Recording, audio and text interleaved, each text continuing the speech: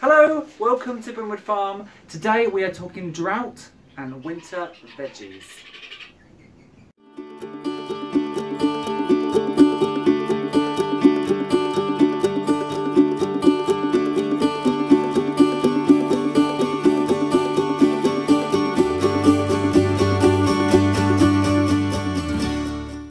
So for those of you who don't know, the UK has been experiencing one of its worst droughts and dry hot patches in over 50 years. So obviously I have never experienced anything like it before, and just trying to keep your vegetable beds and even your ornamental garden watered has been an absolute nightmare, because even at night the temperatures have been so high. So if you're watering in the evenings when it was more likely to go into the soil and not evaporate, it's still been evaporating.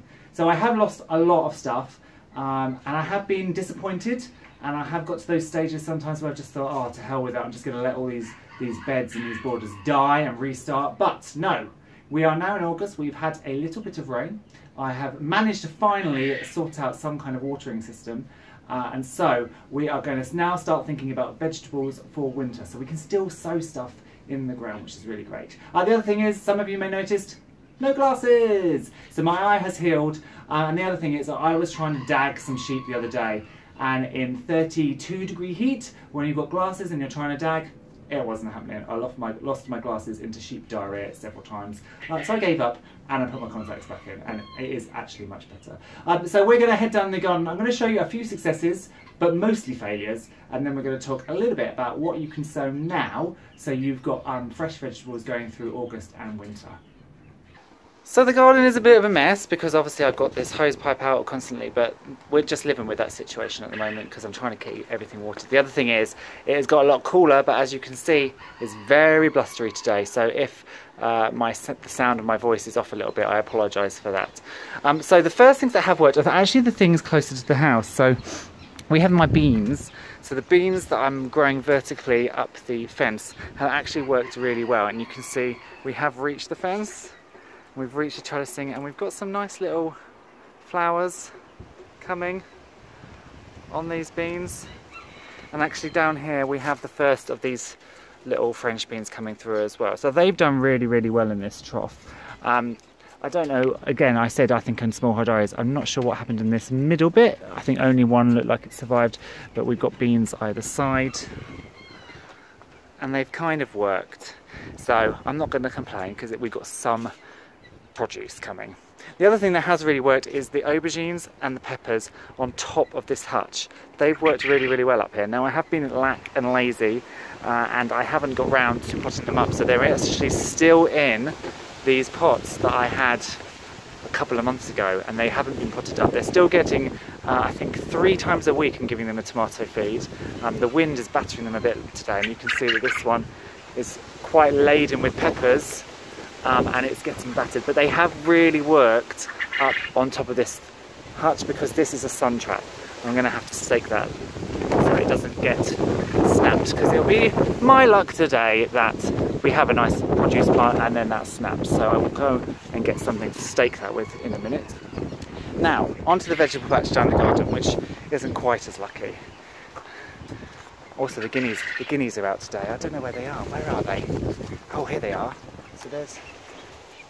Hello little guineas. Are you going to show yourselves? Hi, what are you doing under there? You having a little dust bath? Anyway, mustn't get sidetracked. Although, look at that. Look at the frizzle feather on that chicken. It's wonderful. Anyway, right, let's go. So, vegetable bed is not looking so great. It should be absolutely full. And as you can see, it ain't. We've got this lovely little red vein sorrel in here. That's done quite well. That's only just been planted out though, I should say. So, but you can see already how dry the soil is. And this watered last night. This was watered last night. It got rained on and then watered. So the red leaf sorrel, red veined leaf sorrel is doing all right. This salad bowl red, again, is doing all right. It's quite nice. It's got a lot of colour to it, a lot of leaves, so I am eating that. The spring onions, they've done okay. So this first bed isn't too bad. There's a few holes, but it's not too bad. This bed's been all right. You can see that most of those lettuces are gone now. These all bolted. I used what I could. These again have bolted. I might get a few leaves off these, but you can see just trying to keep them just dry, trying to keep them moist is just impossible, and they just turn into husks. So I've mostly just been feeding these straight to the chickens.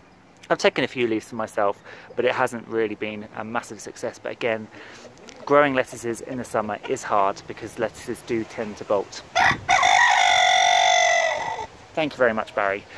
The outside tomatoes. So I've never grown outside tomatoes before. I normally do them in the greenhouse. Actually done all right, and they're just starting to produce a few little tomatoes, as you can see. So I'll persevere with these. Radishes, bit of a failure. I've been trying to successionally sow, but it's been so dry that the seeds just haven't been coming up at all. So they've been a bit of a dismal failure. I had a few early on, and you can see there's a couple down there, but they're not looking great. So that's something that I've kind of started off well with and then failed. The rocket's been all right. You can see there's quite a lot of rocket here, and I've just been pulling leaves off that for ourselves. And then this was the carrot and beetroot bed. Again, it hasn't really worked because I haven't managed to keep it damp enough. There are a few beets, so you can see that a few beets have come up, but they got quite leggy, sadly.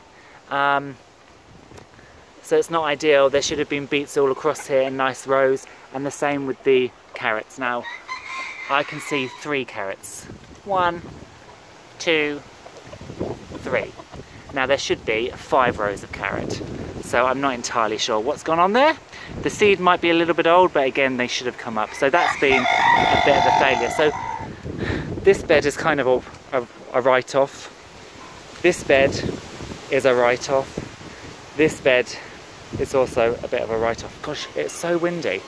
So I've got a few things growing, but I was quite disappointed with the fact that things weren't working well. Oh, and I forgot, I have got tomatoes in the greenhouse as well, and a couple of straggly cucumber plants, but they honestly don't get enough light in there. So the cucumbers out the front of the house have done way better. So as I was saying, I was a little bit disappointed in the state of these beds and how they haven't been really working that well. That silky chicken, he is very loud. But I'm not going to be disheartened because it is August, and so it is time to start thinking about sowing stuff for the winter.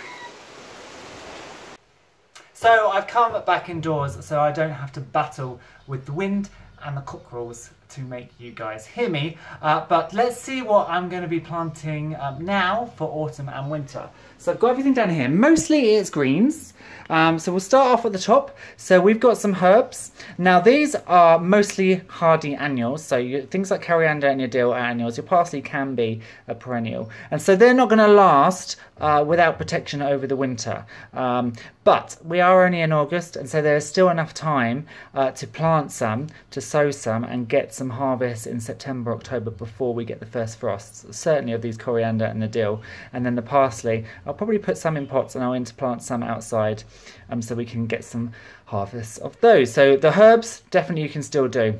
Next, some lovely greens for the winter to make lovely soups and to have fried and things like that. So I always do my kale. I do love my my kale, and this is Reflex F1 and Nero di Toscana.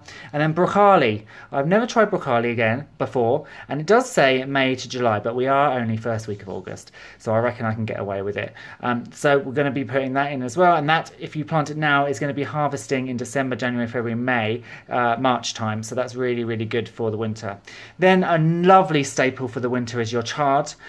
Even if you don't like the taste of it, I would say plant some anyway, because it is extremely extremely good with frosts and snow, and it looks dead and it springs right back up as soon as there's thaw. And also these beautiful stems, so when you go down in the depths of winter and everything just looks a bit grey and brown, these really do wonders to lift your mood when you look at them in the vegetable beds. So definitely doing some chard, which will be really, really good. Then some spinach. Now spinach, as we all know, bolts heavily in the hot weather, so you want to be starting off, for the best sort of spring harvest, you want to be starting off in the autumn. I'm going to start mine off a little bit earlier as well, so I'm going to be doing some this month, some in August, which will probably actually be ready to start harvesting September, October time, and then I'll do another batch September, October time, and they'll be the ones that I'm going to keep through the winter for next year. They do tend to need a bit of protection, so I'm going to have some in the greenhouse and also some under a polytunnel, but because good heavens, who knows what our weather is going to be like. Obviously we had a heavy winter and a hot summer, so we don't know what that's going to be like. And then some more lettuces as well. So lamb's lettuce you can do all year round. It's good, it doesn't actually bolt, but I do find it quite difficult to grow. I can't get the plants initially started. I get them, I get the little seedlings, and then I lose them kind of between the seedlings and mature plant phase. But I'm going to persevere. I'm going to do some more of these, and then we've got our winter lettuces for winter. So we've got Arctic King and we've got Valen Winter Gem. Now again, it's a little bit early to be starting these. You could start these in September, October for your proper harvest, but it's been so hot, I can't really do any more summery lettuces like I've already got out there, salad bowl red and stuff, because by the time they're maturing, it's going to be too cold, I would think. So I'm going to start these off as well.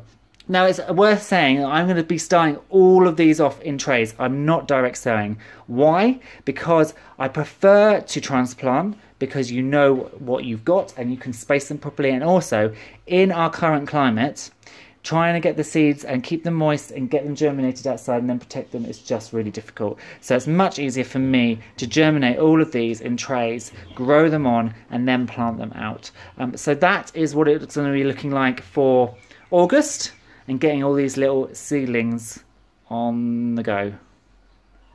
Now that's my little update on the drought and what's happened in the garden, and how I'm trying to combat sort of my disappointment in failing crops with the thought of winter crops, and what I can actually start sowing now to progress through the winter, so that when it comes to September, October, I haven't got a load of beds that have failed. I've actually got new stuff coming in. I'd love to know how the drought has affected you. I'm sure many of you have also faced this problem wherever you are in the world. I know it's been affecting all sorts of places. So let me know how you've been battling the drought, and also what you're going to be sowing in the autumn and the winter for your crops. Now it's really, really nice to have stuff growing throughout the year, and of course in winter they don't really grow, they kind of sit there and they wait for warmer weathers to sort of make a little growth spurt, but it's still nice to have stuff actively in your greenhouse, in your beds, that you can go down and add to soups and pick, and it's just that feeling of continuation and that spring's around the corner. If you liked the video, as always, please hit the thumbs up, hit subscribe. If you're over on Facebook, come and join me and others at Brimwood Farm's community group. But for now, I shall say bye-bye.